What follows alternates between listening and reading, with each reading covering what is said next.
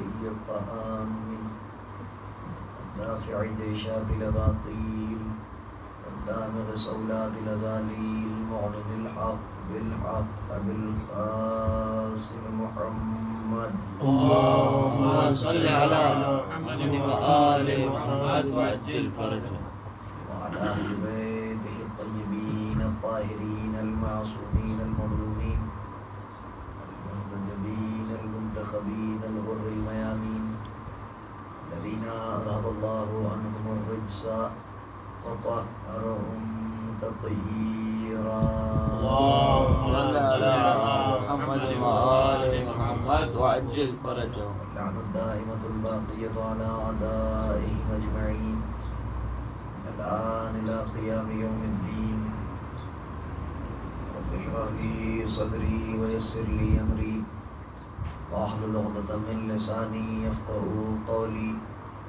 أما بعد فقد قال الله الحكيم أما بعد فقد قال مولانا أبا عبد الله الحسين عليه الصلاة والسلام اللهم صل على محمد وآل محمد وعجل إنما خرجت بطلب الإصلاح في أمة جدي وأن آمر بالمعروف وأنهى عن المنكر وأسير بسيرة جدي وأبي صلوات بيتنا حضرت محمد وآله اللهم صل على محمد وآل محمد وعجل فرجه جب اللہ کی نفاستیں گوارا کریں تو بآواز بلند صلوات بھیجیں اللهم صل على محمد وآل محمد وعجل فرجه ذیل القدر بارگاہ میں اپنی حاضری اور ہماری ذاکرین کی قبولیت کی خاطر بآواز بلند صلوات بھیجیں اللهم صل على محمد وآل محمد وعجل فرجه حضرات عزیزان مظلوم کربلا مسلوباران سرکار سید الشہداء عبداللہ حسین علیہ السلام کربلا مرکز ہدایت کے عنوان سے آپ سے گفتگو جاری و شاری ہے اور سرکار عبداللہ کے وصیت نامے کے یہ فقرے کی مسلسل تلاوت کا شرف حاصل کر رہا ہوں اس میں آپ نے ارشاد فرمایا کہ میں شر پھیلانے کے لیے یا کسی قسم کی بدعنوانی کی خاطر یا فساد کی خاطر یا ظلم کی خاطر مفسد بن کے یا ظالم بن کے نہیں نکلا اور گفتگو اس کے بعد جو کی ہے وہ کلمہ حصر کی قید سے کی کلمہ حصر انما اور اس کا قاعدہ اور اصول یہ ہے کہ اگر کسی بات میں یہ کلمہ حصر لگ جائے تو اس کے دائرے میں جو بات ہوتی ہے اس دائرے سے نکلنا محال ہے اور جو اس کا مصداق ہوتا ہے اس دائرے کا اسے اس دائرے سے ہٹایا نہیں جا سکتا اور جو اس کا مصداق نہیں ہے اسے اس دائرے میں لایا نہیں جا سکتا. ایک حصار باندھ دیا سید الشہداء نے، فرمایا کہ میں اس لیے نکلا ہوں طلب الاصلاح فی امت جد، کیونکہ میں اپنے جد کی امت میں جو بدعنوانیاں پھیلی ہوئی ہیں ان کی اصلاح کرنا چاہتا ہوں، امر بالمعروف کی خاطر اور نہی عن المنکر کی خاطر میں چلا. اور اس کے بعد آخری فقرہ جو ہے اس ضمن میں، اس کانٹیکسٹ میں، وہ یہ ہے کہ میں اپنے جد اور اپنے بابا کی سیرت کو زندہ کرنے کے لیے اور اپنے جد اور اپنے بابا کی سیرت کا عمل کرنے کے لیے میں چلا ہوں یہاں سے. یہ کلام امام ہے.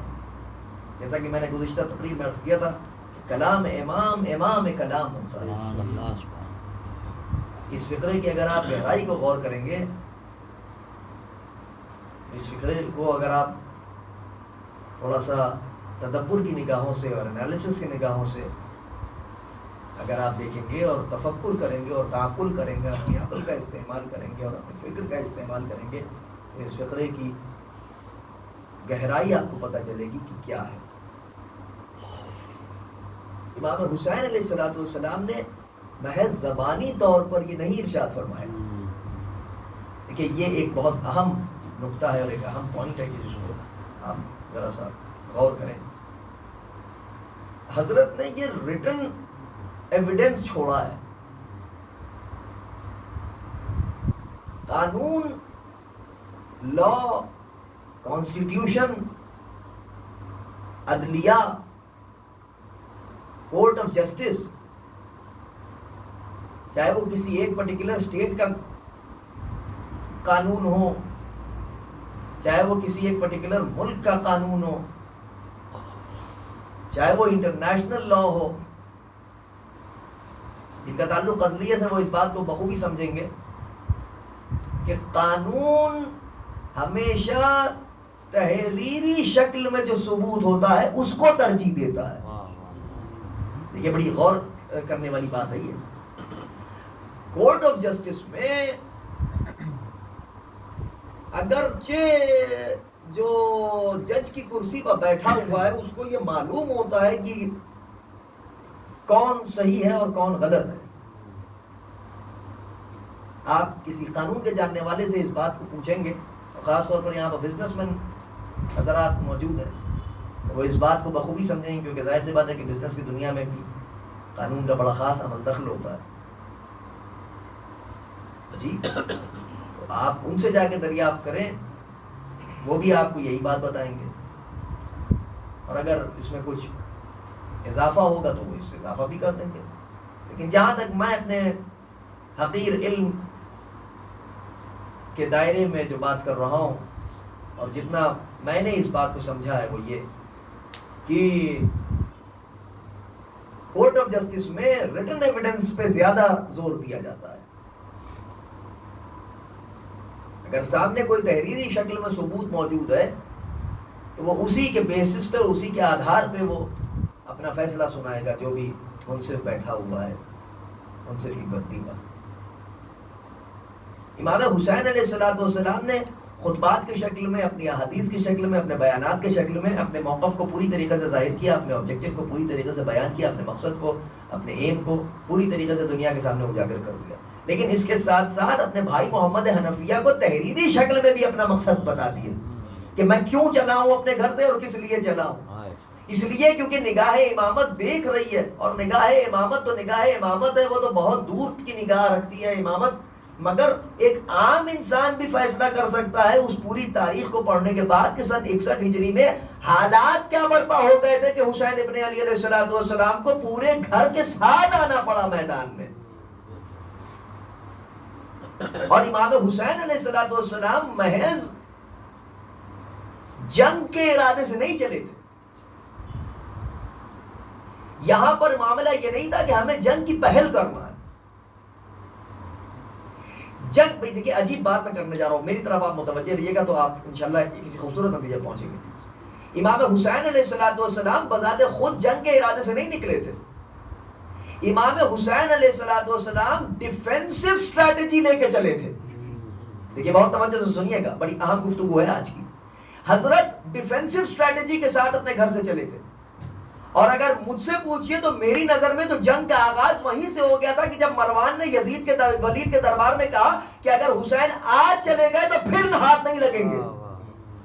لہذا اس نے پہلے ہی یہ دھمکی دے دی کہ حسین ابن علی علیہ السلام کو قتل کر دیا جائے. مگر اللہ نے روب و جلالت فرزند زہرا، اللہ نے روب و جلالت فرزند حیدر کرار کی آنکھوں میں آنکھیں ڈال کے ایک مرتبہ فرمایا نیلی آنکھوں والی کے بیٹے تو مجھے قتل کرے گا. آپ نے اندازہ لگایا کہ نہیں اندازہ لگایا؟ یہ روب و دبدبہ حیدری ہے. کہ امام حسین علیہ السلام نے پہلی منزل پر کرش کر کے رکھ دیا اس جملے کو کہ تم مجھے قتل کرو گے. حضرت نے فیصلہ سنا دیا کہ ہم اپنا فیصلہ دن کے اجالے میں کریں گے، رات کے اندھیرے میں نہیں کریں گے. یہ اپنا رسول اللہ دن کے اجالے کی کیا ضرورت ہے؟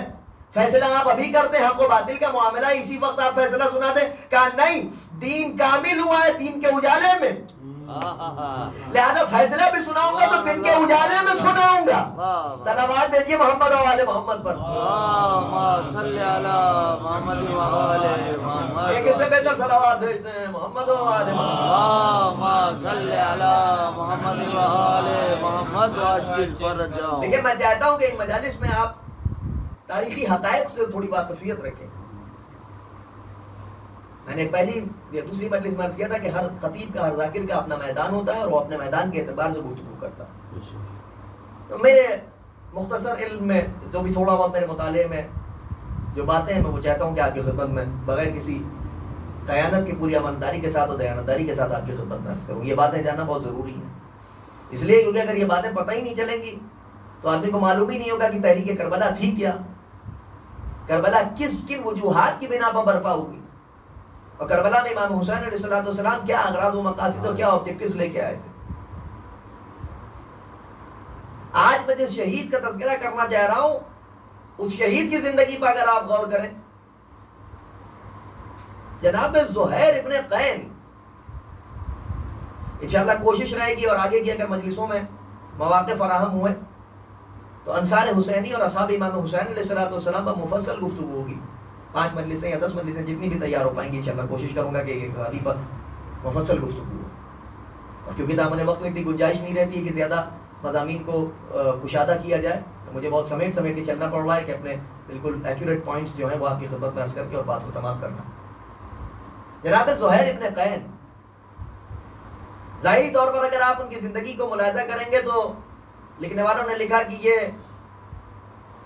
تیسرے صاحب کے حامیوں میں تھے، مسلمانوں کے تیسرے خلیفہ کے حامیوں میں تھے. لیکن خدا کی قسم کل رات میں پڑھ رہا تھا، آقا مہدی صاحب لکھنوی نے خاندان اجتہاد کے علماء میں سے تھے اور ان کا قلمی نام اے اختر نگری تھا. پاکستان جا کے وہ بس گئے تھے اور وہیں پر ان کا انتقال ہوا. بڑی عالم فاضل شخصیت ہے، بڑا زبردست قلم تھا ان کا. کئی شہداء کی انہوں نے سوانح لکھی، جناب ہلال بن نافع اور جناب غور اور جناب سکینہ بنت الحسین، اور کئی کتابیں، مختلف کتابیں. جناب ظافر جن کی انہوں نے سوانح لکھی ہے، بایوگرافیز انہوں نے لکھی ہیں. اسی سلسلے کی ایک کتاب ہے جناب زہیر قین کی سوانح عمری، اس میں انہوں نے ایک عجیب واقعہ لکھا. یہ واقعہ آپ نے جناب حبیب ابن مظاہر کے متعلق بھی سنا ہوا ہے اور زیادہ انہی کے نام سے مشہوری ہے. لیکن وہ تحریر کرتے ہیں کہ شیخ جعفر شوستری علیہ رحمت و رضوان، صاحب خصائص حسینیہ، وہ جناب زہیر کے متعلق لکھتے ہیں کہ رسول اکرم نے ایک روز ایک بچے کو اپنی گود میں اٹھایا اور اس بچے کو پیار کر کے کہا کہ یہ بچہ اپنے دل میں میرے حسین کی محبت رکھتا ہے. پوچھنے والے نے پوچھا آپ کو کیسے پتا؟ کہا میں نے اپنی آنکھوں سے دیکھا ہے کہ جب حسین ابن علی کھیل رہے تھے تو یہ حسین کے قدموں کی گرد اٹھا کے آنکھوں سے لگا رہا تھا. یہیں سے ایک درس ہم کو مل گیا بھائی، کربلا درس ہدایت ہے، کربلا مرکز ہدایت ہے. حسین کی گرد پاک کو آنکھوں سے لگانے والا شہید راہ خدا ہو جاتا ہے. سبحان اللہ سبحان اللہ. لبیک یا حسین، لبیک یا حسین. اب وہ چاہے جناب حبیب ابن مظاہر ہو، نہیں بھائی عجیب بات ہے، خدا کی قسم ایک عجیب جملہ آیا ذہن میں، خدا کی قسم یہ عرفان حسین ابن علی ہے. کربلا مرکز ہدایت ہے، یہ عرفان حسین ابن علی ہے کہ اپنے ہادی اور اپنے راہبر اور اپنے امام صاحب ولایت تکوینیہ کی ولایت اور حجت خدا کی حجت کو سمجھ کر اور اپنے دل میں اس کی محبت کو بٹھا کر آنکھوں سے گرد پا لگا کے کوئی مرد فقیہ ہو جاتا ہے. واہ واہ واہ واہ سبحان اللہ. اور کوئی ناصر دین خدا ہو جاتا. جناب زہیر ابن قین، بلنجر کی جنگ ہوئی، تیسری خلافت کا دور ہے. یہ تیسری خلافت کا دور ہے یا دوسری خلافت کا دور ہے، یہاں پر تاریخ میں یہ ایک تلاش کرنے کا عنوان ہے. چنانچہ بلنجر کہ جب جنگ ہوئی ہے تو اس میں جناب سلمان موجود ہے، اور ظاہر سی بات ہے کہ جب جناب سلمان موجود ہے تو تیسری خلافت کا دور ہو نہیں سکتا، دوسری خلافت کا دور مانا جائے گا. اور جناب سلمان اس جنگ کے بعد جب مال غنیمت آیا ہے تو بہت بڑا بڑا حصہ سب کو ملا مال غنیمت میں سے. جناب زہیر کے حصے میں بھی آیا ایک بڑا حصہ. بہت خوش تھے جناب زہیر. تو جناب سلمان نے جناب زہیر کی طرف رک کر کے کہا کہ بہت خوش ہو زہیر؟ جناب زہیر نے کہا کہ ہاں خوشی تو ہے، ظاہر سی بات ہے کہ ایک اچھا حصہ آیا ہے. تو جناب سلمان نے جناب زہیر کی طرف رک کر کے کہا کہ تمہیں ایک خوشخبری دوں. کہا فرمائیے. کہا وہ خوشخبری یہ ہے کہ تمہیں اس سے زیادہ بڑا اجر ملنے والا ہے حسین ابن علی کی نصرت سے. صلوات بھیجیے محمد و آل محمد پر. آپ اندازہ لگائیے، میرے لیے بہت سخت مرحلہ ہے یہ، بہت ضبط کر کے کچھ چیزیں پڑھنا پڑتی ہیں. اب یہ کل رات میں ہی یہ تمام باتیں میں دیکھ رہا تھا جناب زہیر کے حالات. فرمایا کہ تمہیں خوشخبری دے رہا ہوں کہ تمہیں اس سے بڑا اجر ملنے والا ہے حسین ابن علی کی نصرت سے. دور بیتتا گیا، زمانہ گزرتا گیا، 60 ہجری آ گئی. امام حسین علیہ السلام بھی مکہ معظمہ میں موجود ہیں. جناب زہیر بھی حج کرنے کے لیے آئے ہیں اپنی اہلیہ جناب دیلم یا جناب دلہم، جو بھی ان کا نام تاریخ میں ملا ہے، دونوں ہی نام پائے جاتے ہیں. دلہم بھی پایا جاتا ہے اور دیلم بھی پایا جاتا ہے. بنت عمر بنت عمر ساتھ ساتھ ہیں. امام حسین علیہ السلام نے حج کو عمرے میں تبدیل کیا، حضرت سوئے عراق روانہ ہو گئے. خاندانی بیک گراؤنڈ ان کا یہ کہ یمن سے تعلق تھا لیکن رہتے تھے کوفے میں. مدینہ منورہ والدین آ گئے تھے ان کے. مورخین کا کہنا ہے کہ ان کے والد جناب قین اصحاب رسول میں شمار ہوتے ہیں. اور ایک عجیب جملہ ہے خدا کی قسم، ہاں طبیعتیں جھوم اٹھے ایسے ایسے جملے ہیں خدا کی قسم تاریخ میں. رسالت پاک نے جب جناب زہیر کو اپنے کلیجے سے لگایا تھا اور پیار کیا تو ایک اور جملہ کہا تھا، یہ میرے حسین کا جانثار ہے. اور اس کے بعد ایک غضب کا جملہ ارشاد فرمایا. فرمایا رسالت پاک نے کہ میں روز محشر اس کی جلالت کی وجہ سے اس کے والدین کی شفاعت کروں گا. صلوات بھیجیے محمد و آل محمد پر.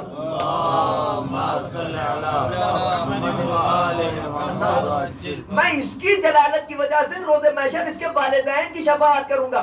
معلوم ہوا کہ جو حسین ابن علی کا ناصر ہوتا ہے وہ خود تو نجات دہندہ ہوتا ہی ہے، وہ خود تو نجات پاتا ہی ہے. حسین ابن علی کی نصرت کی وجہ سے وہ دوسروں کے لیے بھی نجات کا باعث ہو جاتا ہے.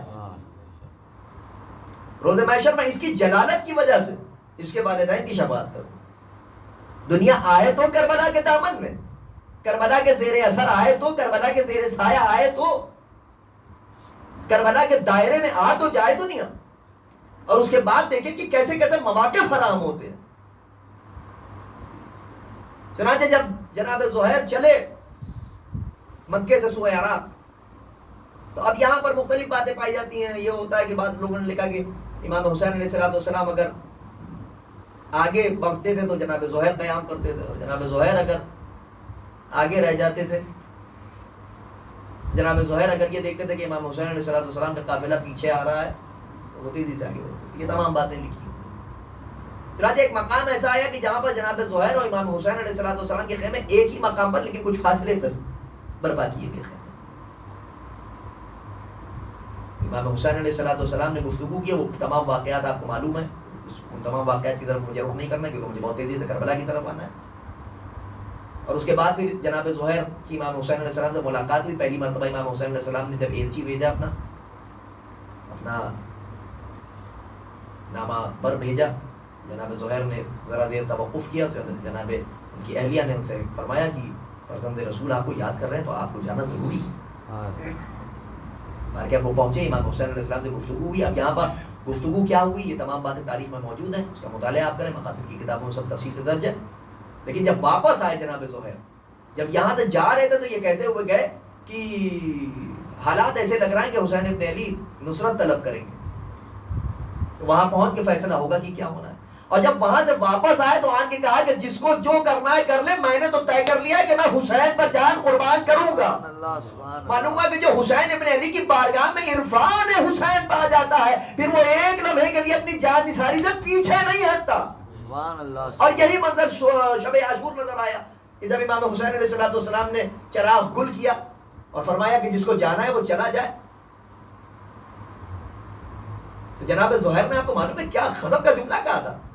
پڑھیے کتابیں پڑھیے، مقاتل پڑھیے، سب باتیں موجود ہیں۔ غضب کا جملہ جناب زہیر نے فرمایا کہ مولا مار دیا جاؤں اور پھر زندہ کیا جاؤں۔ کربلا مرکز ہدایت ہے، پائیے ہدایت اسی سے ملے۔ مولا مار دیے جائیں، پھر زندہ کیے جائیں، پھر مارے جائیں، پھر زندہ کیے جائیں، 1000 مرتبہ مارے جائیں، 1000 مرتبہ زندہ کیے جائیں، لیکن اگر آپ صحیح سالم ہیں اور آپ کی حفاظت قائم و دائم ہے تو مجھے پرواہ نہیں ہے، 1000 مرتبہ بھی مارا جائے، 1000 مرتبہ جان قربان کروں گا آپ کی حفاظت کے لیے۔ سبحان اللہ، سبحان اللہ۔ یہ جذبہ ہونا چاہیے حسینیت کے لیے، اور آج بھی کربلا برپا ہے، اور مقصد حسین آج بھی آواز دے رہا ہے۔ کوئی ہے کہ جو سیرت زہیر پر عمل کرے؟ کوئی ہے جو زہیر ابن قین کی خاک پاپوش چاٹ کے اور ہماری نصرت کے لیے آئے؟ کوئی ہے کہ جو ایسا جذبہ اپنے ساتھ لے کے آئے ہماری بارگاہ میں؟ پھر اب عالم یہ ہے کہ جناب زہیر کو میمنے کی سرداری سونپی گئی، میسرہ جناب حبیب کے حوالے کیا گیا۔ قلب لشکر میں خود سرکار وفا ہے۔ قربان جاؤں خدا کی قسم، حسین ابن علی کیسی عزتوں سے نوازتے ہیں۔ اور اس کے بعد جناب زہیر کے جو خطبات ہیں ان کو آپ پڑھیے، حضرت نے ان خطبات میں بڑی وضاحت کے ساتھ مقصد حسینی کو سمجھ چکے ہیں نا کہ زہیر کہ جناب زہیر امام حسین علیہ السلام کے مقصد کو جانتے ہیں نا کہ کیا ہے۔ ایک مقام پر حضرت نے خطبہ دیا اور خطبے کے دوران آپ نے فرمایا کہ تم کو کیا ہو گیا ہے، تمہاری غیرتوں کو کیا ہو گیا ہے، تم دیکھ رہے ہو کہ حق کو پس پش ڈال دیا گیا ہے، باطل سے روکا نہیں جا رہا ہے، باطل کی حکومت برپا ہے، حق کے مقابلے پہ دنیا آ گئی ہے، اور اس کے بعد بھی تم حق کو چھوڑ کے باطل کی پیروی کر رہے ہو۔ اور اسی سے ملتے جلتے ہیں کلمات آپ نے روز عاشور لشکر اعداء کے سامنے جا کے کہا کہ تم فرزند رسول کو قتل کرنے آئے ہو، سیدہ کے لال کو قتل کرنے آئے ہو۔ امام حسین علیہ السلام نے ایک جانے والے کو بھیجا اور کہا زہیر سے کہا تو واپس آ جائیں، بس آخری جملہ سن لیجیے، بس ربط مصائب۔ فرمایا امام حسین علیہ السلام نے زہیر اب واپس آ جاؤ، تم نے اپنا کام کر دیا، اور تم نے وہ کام کیا ہے جو مومن آل فرعون نے فرعون کے دربار میں کیا تھا۔ اللہ اکبر، صلوات بھیجے محمد و آل محمد پر۔ اللہم صلی علی محمد و آل محمد۔ تم نے وہ کام کیا جو مومن آل فرعون حزقیل نے فرعون کے دربار میں کیا تھا۔ کیوں کرنا حسین ایسے جانثاروں کو یاد کریں دم اثر، جب یہ کو تنہا رہ گئے حسین۔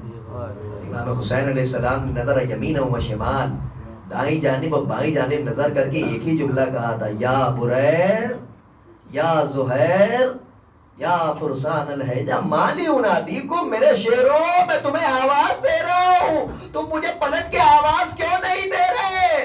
خدا کی قسم مقتل کے جملے کٹی ہوئی گردنوں سے آواز آ رہی تھی، فرزند زہرا ماں گھائل ہو گئی ہے۔ اگر ہمیں پھر زندہ کیا جائے تو ہم پھر آپ کی نالین مبارک میں اپنی جانوں کو قربان کریں گے۔ نماز ظہر کا وقت قریب آیا، امام حسین علیہ السلام سے ابو ثمامہ سیدابی نے آن کے فرمایا، مولا ہم چاہتے ہیں اپنی زندگی کی آخری نماز آپ کے پیچھے ادا کر دیں۔ مولا نے فرمایا، ابو ثمامہ خدا تمہارا شمار نماز گزاروں میں کرے۔ اور اس کے بعد فرمایا کہ کوئی ہے کہ جو ہمارے سامنے آئے، ہم نماز ادا کریں اور ان برستے ہوئے تیروں سے حفاظت کریں نمازیوں کی۔ زہیر قین آگے بڑھے اور کہا، مولا آپ نماز ادا کریں، ہم آپ کے سامنے تیروں کو روکیں گے. ادھر حسین نماز عشق خدا ادا کر رہے ہیں, زہیر نماز عشق حسین ادا کر رہے ہیں. حسین سجدے میں سر رکھ کے کہہ رہے سبحان ربی الاعلی, اور برستے ہوئے تیروں کو زہیر اپنے ہاتھوں سے روک رہے ہیں. کوئی تیر آتا ہے تو اسے اپنی تلوار سے 2 حصوں میں بانٹ دیتے ہیں. ادھر شہید اپنے سینے پر تیر کھاتے جاتے ہیں. عزیزان گرامی, جناب زہیر قین تیورا کے زمین پر گرے, حسین ابن علی کی نماز تمام ہوئی. سعید و زہیر کا سر اپنے زانو پر رکھا. سعید ابن عبداللہ کہتے ہیں فرزند رسول نصرت میں کوئی کمی تو نہیں کی ہم نے. مولا نے فرمایا شہید تم نے حق نصرت ادا کر دیا.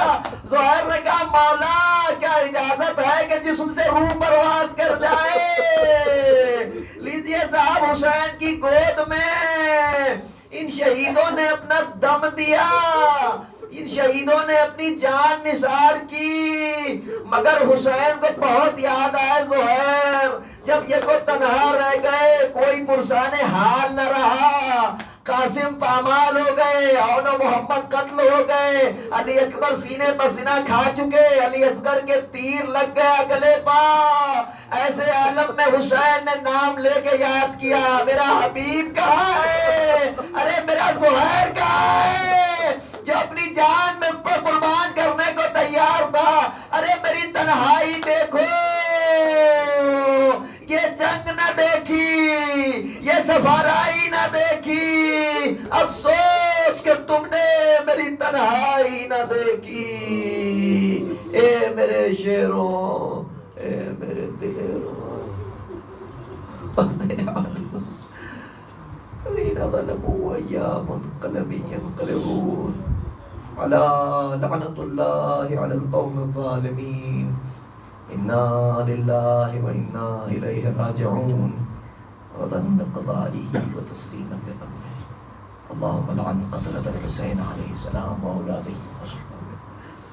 اللهم ارزقنا سليم مولودا بالحسين عليه السلام في الدنيا وشفاعته في الآخرة. اللهم ارزقنا شفاعة الزهراء صلوات الله والسلام عليها يوم الورود. اللهم اجعلنا من الباكين في عزاء الحسين واحشرنا في زمرة الحسين. اللهم ارزقنا شفاعة الحسين عليه السلام يوم الورود. اللهم ارزقنا زيارة قبر الحسين عليه السلام في الدنيا وشفاعته في الآخرة.